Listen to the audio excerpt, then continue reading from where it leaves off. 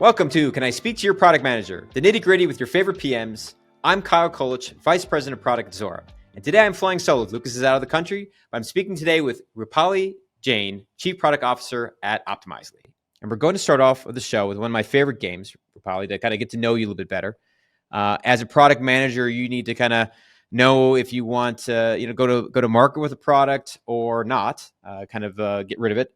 So it's either ship it, like I like this product, I want to bring it to market, I'm stand behind it, or skip it. It's something I don't think it's going to work, and I want to, push it to the side or maybe revisit someday. So I'm going to throw out a couple ones at you, and then you just let me know what your thoughts. What do you want to do? Let's do it. No. No. Maybe. Yes. So the first one, AI is always a big thing, and everyone's trying to fit AI anywhere. But an AI fortune teller. Oh. What would you do there? I think if I were working in the B2C space or if I were working for a news agency, I would ship it. I work in B2B SaaS and I would say skip it. So I think it depends because, it just depends on the audience in this case. Yeah, well, the reason I bring up I read an article about an MIT trained, scientist or data scientist, and he was working on kind of getting. He was trying to create the modern fortune cookie, and it turned to be kind of like a fortune teller thing. But he was finding out a lot of it was becoming a lot more sinister, and he was getting some really strange quotes. I'll say a couple quotes. One was, "A friend is a wonderful invention, but then again, so is a whole lie." That's strange. And then one said, I am a bad situation.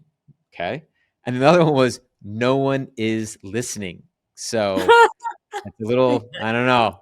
I got a little kind of spooked out by that one. So yeah. Okay. So if it goes that route, then I'm definitely a skip it until it gets better. Yeah. After I read that, I was like, I don't know about this one. I felt a little sad. I felt like he was kind of lonely. The AI was lonely and needed a friend. Okay. So we'll put that one on, in the back burner. It's not ready for prime time yet, but it's one of them. Okay. The second one, I'm in New York, and our water tends to be hard, so it means it kind of hurts your skin. And I was looking at something, and I saw a water filter for your shower head. So we're putting filters everywhere now, but would you ship it or skip it, installing a water filter on your shower head and create that product? I like soft water, so I would say yes, as long as it didn't impact the water pressure, which would take priority over the soft water. So I'm giving you a lot of caveats with these.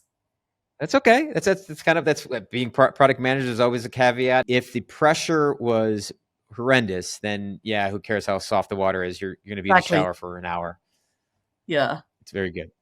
The third one, now you being in Seattle may not be the best for it, but I think it was like in the 19th century earlier on, but an urban window baby cage, which was a way for apartments in cities. I think it actually started maybe in London, New York, where they didn't have a garden or an outdoor area, but a way to create almost a cage outside your window where you could put your child in so they can get some fresh air.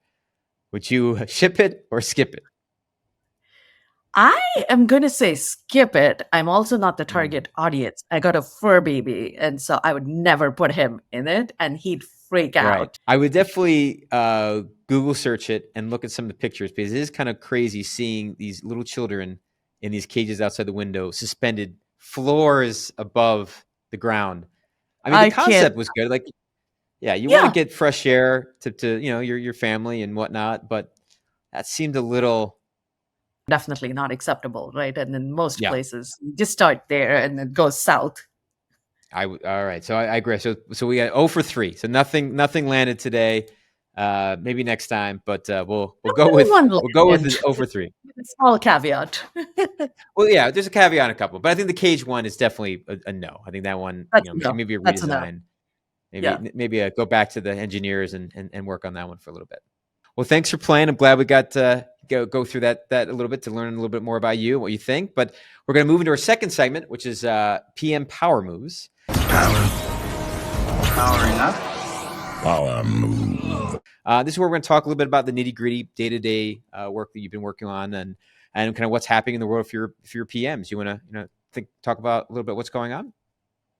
Yeah, sure. So I work at Optimizely, and Optimizely is the marketing operating system. What a lot of people may not know is that Optimizely started as a series of acquisitions. So it was really a company called EpiServer, which was a content management system that bought what we know in the US as Optimizely, the testing A/B testing platform, and then took over the brand of it, and then acquired a whole bunch of other companies to become sort of this backbone for marketing teams. And so from that, some of the things that we're looking at is as we've done a lot of these acquisitions, quote unquote, how do we digest them now that we've taken bites out of different things? And so it's a lot of the world in which we're operating as a team today is in the world of great, how do we create this platform? How do we invest in each of the verticals so we continue to have a credible suite of products? And so the three primary centers of gravity, we have content, I talked a little bit about it. We have commerce and we have experimentation. So those are the three sort of primary businesses that we play in. And we've gone through a couple acquisitions ourselves, and there's always a couple things to kind of I think there's a trade-off too, right? There's a trade-off Oh, of the culture as well as the technology. What do you have to kind of completely rebuild?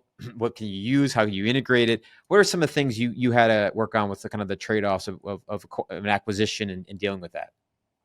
I think across everything, right? So your point about like on the technology side, are you for us, because of the way we've done the acquisitions, it's not just on the what do you build, what do you integrate into the system. It's also like how do you make what you're acquiring available to some of the other parts of the platform. So there's that on the technology side. There's the culture and the people and the leadership side. Then there's the how do you set up teams for success? Because there's always how do you create the talent? How do you create the leadership culture piece? Where are you investing in capabilities? So there's sort of like all across the different pieces, different challenges. Happy to talk through any one of them, all of them in whatever order you want.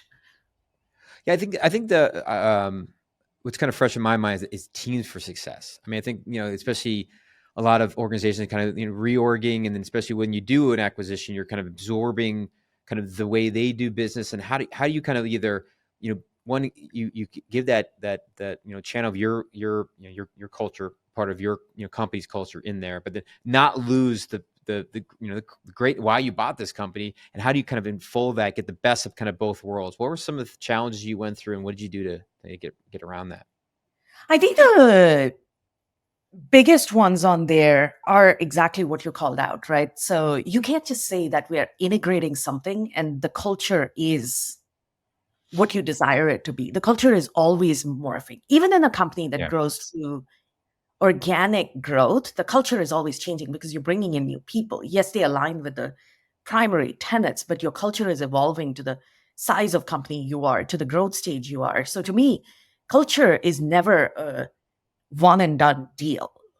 The second piece of that, I think, for me is it was interesting because when I first walked into Optimizely, there was a little bit of like people would refer to it as the former Optimizely or the former Epi or the former this. And the first time I heard that term, I was like, what? And so I think step one is the leadership team gets aligned on this is the new Optimizely. A little bit of a bull in a china shop of like, I actually don't care where you came from. Like, this is where we are headed. And so Hmm. part of it is a definition of a new goalpost on the strategy, but the culture is absolutely, you acquired a company for a reason. And so, for example, like EpiServer, the company is a 30-year-old company in the content space based in Sweden. The newest acquisition is a company called Welcome, which was based in New York and Taka, which is fast cycles, pure SaaS. That's the world they know. So you can imagine the juxtaposition of both of those. And there's lots of things I can go into on this one, right? But the one nugget that stayed with me is a piece of advice I got as I was thinking about my leadership team is the don't be shy about moving people around. And I actually got to play that out for real, where I was able to move one of the leaders from one part of the acquisition into a different part of the business. And two things happened. One is the culture is infused, and so you get like a blended culture. Two is collaboration improved because you're now on both sides, you have friends. and you have people to talk to. And the biggest outcome that I got strong leadership in the place where it needed to be. I was able to retain this person who was sort of like trying to figure out, do I stay? Do I go? What do I do? They were excited about the challenge. And like at the end of the day, I care about the business, right? So the business grew and this was a good result for the business. And I think had someone not nudged me to think about it, I would have assumed that you want to keep people where they have the subject matter expertise. And it's so funny because I don't hire for subject matter expertise. And so the fact that I didn't see it right off the bat of like, oh yeah, of course this is feasible is kind of funny in hindsight because it it should have been obvious to the one person that doesn't hire for subject matter expertise. But we get trapped into this thinking of, oh, I want to keep them where they're most impactful. And the most impact can come from somewhere else. So that was actually really fun. Yeah. No, that's always good, especially if you can. I think you're right, because sometimes you feel like, oh, this person's been doing it for 5, 6, 7, 10 years. Maybe that's what they love doing, and they don't want to deviate. I guess the challenge I had with you is, how did you approach that person? Because did you know that they were looking and wanting to do a new challenge? Did they raise their hand, or how did you like go through that process of getting someone kind of in that not say rut, but in that role, and say, I have this new position for you, and how do you entice it? How do you make it like exciting for them? I made it a conversation. So I didn't know that they didn't raise their hand. This person, I knew they were not being utilized to the best capability that they could have been, right? Like, this is a rock star. This is a person that had been in a bunch of different leadership roles. And I was looking at the impact they were having on my team. And I was like, I think there's scope for more. So I approached it like a regular conversation of like, hey, how do you think? What do you think is happening? Where would you like to be? That's how I broached the conversation. And then did a follow-up conversation based on the information I gathered. Like, yes, I had something in mind for like where I needed help, but I didn't start there. I started with getting their input. And then I came back with a couple of different options because my priority in this case was, I like to build a strong team, and I could have hired from the outside. So that was not I need to force fit this person into somewhere. It's like, let me find the right thing. And if the right thing isn't this role that I have a need for, then I will find the right thing and the right candidate. So I wasn't force fitting, which allowed me the ability to listen. And then because I listened, funnily enough, I was able to position 2 roles. And this person ended up taking the one that I needed the most help in. It was also going to be challenging, right? Because I was putting this person in a role where they didn't have a ton of subject matter expertise. But the thing that I did was like, look, I'll do weekly one-on-ones with you, even they were not going to report to me directly. But I gave them the support, set them up with a mentor, and said, if it doesn't, I gave them an out as well. If it doesn't work out, we'll find something in 3 months, whatever it is. And we've never had to pull any of the ripcords. It's just been forward progress. No, that's great. I mean, I think that's an important point you made, is that, not only you give someone a new chance, a new opportunity for this role. One, you listened to see what they're actually wanting to do. You aligned it to a business need as something you need to solve for the business to make it work. And then you also allowed to create a support system to make sure that person didn't flounder and fail. They had somewhere to go to, and you gave them time, because I think a lot of times, when you get in a new role, you're going to make mistakes. And you got to be able to recover from this mistake, but you got to also get time to recover from the mistake. You can't just say, okay, you made 4 mistakes, you're out. You got to like, okay, here's the things you did.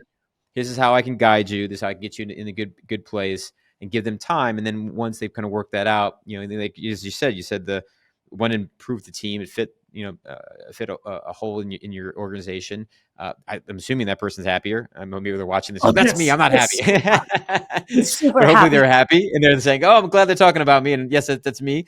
But you help the business, you help them, and it's a kind of win-win for everybody. So that's a great story. I think the only other thing I had is I had the confidence, and I made it clear to this person that I had the confidence in them, even though they didn't fully believe. And so it was like, great, you don't, but I do. And here's the support, right? So let's go for it. I think to me, it's a very foundational piece, because once you get the team in place, you have your kind of the organization ready to I like you said before, culture does change. You can absorb the different culture changes, the different shifts of the market. you have confidence and delivery. You don't have to keep checking on them. You know they're going to be driving towards that, and that gives you that strong foundation to move forward. Which kind of leads to me like the second kind of part of the questions I have about that is that organic growth, the organic innovation. I mean, companies that do it through M&A kind of get almost like an injection of innovation as it comes through. How do you then now, as you've gone through that acquisition process, get into that organic innovation of where you're okay now that we have the team, we know our market, we know our TAM, or we're focusing on the of what we want to work on. How do we get that then in organic innovation? What are some of the things you've kind of done to help inspire that? I like your phrasing of like they have an injection of innovation coming in from the M&A. I might steal that and use that. Oh, good. No, I take it. Everything's out open. So take everything. I will. So that's exactly what I walked into. And, it's one of the reasons that the CEO wanted to bring a leader in that had worked in companies that had organic innovation. I think the super simple answer is you just ask for it and you demand it as a leader. Is like, I want innovation and I want it to show up. And I promise I'll unpack it because it doesn't just go that way. Sure. There's a few other things that I did. And AI actually, funnily enough, helped us on this transition because we were able to do this over the span of 6 months. So one of the things that I've strongly believed in is ship small, ship often, right? So that is a mantra that I made across the organization of, hey, if you're shipping something 3 quarters from now, what is the piece of it that you're shipping this quarter? So step 1, break it down, ship often, celebrate what you're shipping, and that creates the semblance of a little bit of a cycle. Now, again, early last year is when Gen AI hit us in a lot of different ways, right? Like, what are you doing? What is your strategy? And I tend to call BS on people that are like, oh, this is exactly what our strategy is going to be on AI. A lot of it is going to be test and learn because we don't exactly know what's going to land. And funnily enough, I work at a company that has a test and learn mindset. We have a product for that, right? There you go. Good alignment. So my partner in crime, the CTO, and I, what we set up was this project that we gave it a code name, and we called it Eleanor for lots of different reasons. But what we did was ask every major part of the business to say, you need to ship 1 AI feature every month. And that had 2 purposes. 1 was experiment on AI so we can learn. 2 is it had to be small. Like, it had to be the size of a bread box if you could fit it in a month. And you didn't plan for it for 6 months ago, and you need to start shipping now. And so that, again, accrued to the culture of innovation. And I got all the excuses of like, hey, why do I have to do this? And why don't you get this other team to do more? It aligns more with them. 3 months later, all the teams wanted to do more, which was really good. We started to see what the value was. We started to see which types of things were getting traction. Not everything succeeded. Don't get me wrong on that. Like some features we put out, some got used, some didn't. But you learn from that, and people started getting excited. And the last piece I'll say is a point about focus. So I made innovation and team the 2 things I was going to solve for in roughly a 6-month span, right? Like, yes, there's strategy. Yes, there's a whole bunch of things. And yes, operationally, we needed to get better. We needed to get better at using data and like 20 other things. But when talking to the organization, my priorities were very clear. Like, it's interesting. I was interviewing a candidate who was joining my team. It was like, what are your priorities? I was like, innovation and getting the team right. He's like, it's really funny. That's what everyone has told me on the loop. I was like, oh, simplicity of message matters. And so the point I made about demand, it couldn't be one of 10 things. It had to be the one thing that I asked the organization for. And, the organization will step up and deliver. So there was getting the cadences right, getting our systems right to celebrate the little things that mattered. Yeah, that's incredibly important. I mean, we also here at Zora do the same thing with ship it often. Be able to even we have big initiatives. We have big product projects, and sometimes that's hard to get people's head around and get kind of where you're going. But if you show the overall vision where you're going, but then you ship parts of it to kind of start building up the overall innovation, it's almost like Lego pieces, right? So you kind of get the Lego pieces together and they start kind of, oh, that worked. That you got success for that. Okay, shipped another one, then ship another one. Yeah. And then it's easy to course correct because like that didn't work, pull that back and then do it that way. So it allows you to be more, agile and kind of, float through there as you get to that kind of that nirvana of that. And I love the idea of focus. I mean, I think that's one challenge that in product we have is that you get innovated with customer demands, sales demands. I have no idea what you're talking about, Kyle. Yeah, right. Yeah, it never happens, right? That one. But it's so critical to make sure your team is focused and making sure that again, even if you galvanize again innovation team, they can kind of see those two markers and just like, okay, does that help with innovation? Does that help with team? If not, maybe that's something I can shelf for a little bit and put on the side, and that's important. Otherwise, they do get the whole team starts to go wiggle waggle, and they're doing other things, and you kind of lose the innovation. And you also lose the team, and then all of a sudden you're like 2 years down the road, like what happened? Like I don't know, nothing happened. So. It's a little bit like a magnet, right? Like if you amplify everyone into the same direction, you get so much more out of it than if everyone's trying to do a little bit of everything. And so it's sort of like I tend to pick a theme of like where we're going to get better and stick to that for a little bit. Yeah, it's also too that I mean, teams don't like the zigzag, right? And one of them, they want to feel that they're building towards a bigger piece and bigger. Yeah. Like I think all humans in general want to be part of something bigger, and then being able to have that helps drive that. And if you don't have that not blinders on, but like that direction, it does get people kind of burned out and Correct. frustrated, and that's a problem. Yeah. Good. I think the other thing I want to cover too was I think we talk about like the trade-offs of a single product versus a platform concept. I mean, we've kind of gone through that evolution. I mean, we start off with one product of billing, and now we have a suite of different products and offerings. What's your thoughts on that, and how did you navigate that, and what did you work through that? What are some of the lessons learned?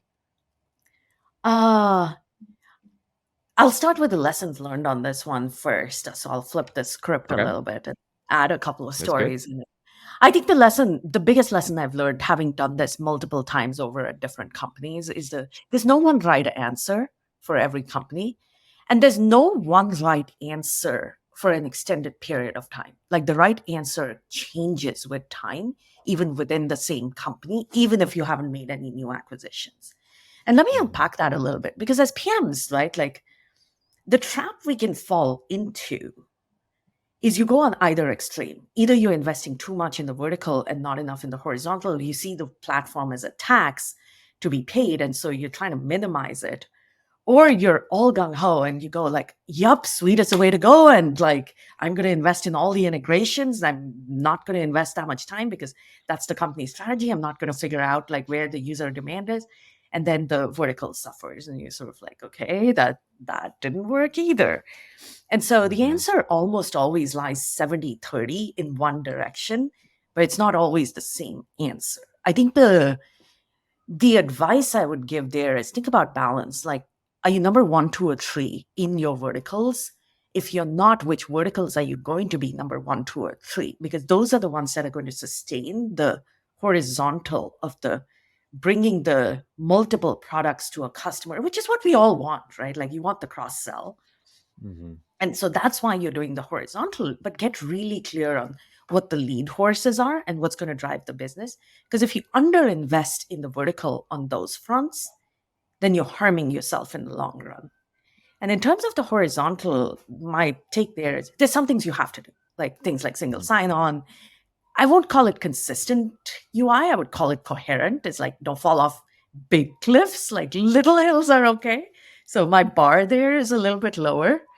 But there's some things you have to do, and fine, whether you view that as a tax or the price of doing business because you're getting the cross-sell. I think of it as like the toll you pay to get a good road. Like, yes, you got to do some of that. But then some of it is also get really clear on the value proposition of why you're doing the integrations, or like why are you investing in which pieces of the platform? Because once the value proposition is clear, then the horizontal versus the, hey, am I investing within my product line trade-off becomes so much easier, because now you're comparing value to value not a tax to what you believe is a perceived value. So it's sort of like normalize on what you're making the decision. And then you have these things that come sideways, right? Like an example of what we launched. You're a product manager, you'll understand this. Running experiments is not just about getting the experiment run. It's about the whole process of what's your hypothesis? What are you trying to prove? What is the outcome? How are you going to share the results? So there's a program aspect around it. And, customers were struggling with that. Did they ask us for a product? So that some of them sort of did and said, hey, it would be good to have program management. But if you squint and look at us, we have this content collaboration tool, which is our content marketing platform. You look at that and go, that does exactly what we need to do, just for a different target audience. And then you get these sort of magic moments of, oh my God, this is a match made in heaven of different products. The reason for integration becomes so clear that you realize there's the value in it, and you start talking about it, and there's just pull. You're not pushing up a hill.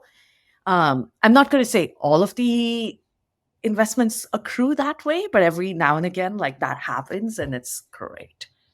So I think the biggest agree. Every 6 months, assess where you need to be and do that consciously, because otherwise you'll go down the pendulum and swing it too far the other way. Yeah, that's a very good point. I mean, it is that balance of what you're doing, and there is that from an application time PM side, they do feel like it's a tax on sometimes, right? It's like, oh, you're not selling anything. You're just taking a cut of my profits, and then you keep asking me for things, and I don't see the value in it. But if you can kind of see I think that assessment makes sense, because you kind of want to reset everybody. But then you can start celebrating the wins. Like you said, if you had those two products working together, platform kind of galvanized it. You can see, well, hey, that helped my product, that helped Susie's product over there, and Jimmy's product over there. Platform kind of tied it all together. The integrations made sense. It made it, from the customer's perspective, a better product. I'm kind of school with you. Like, the UI should be consistent, but at the end of the day, you have different personas. So if the UI is exactly the same, it's not that big of a deal. But if you have one persona going with each one, it should sort of feel the same. It should feel the same. It should feel the same. So I know that's tough, especially because every persona uses the UI differently. We have different personas using it way differently, and so you got to handle that.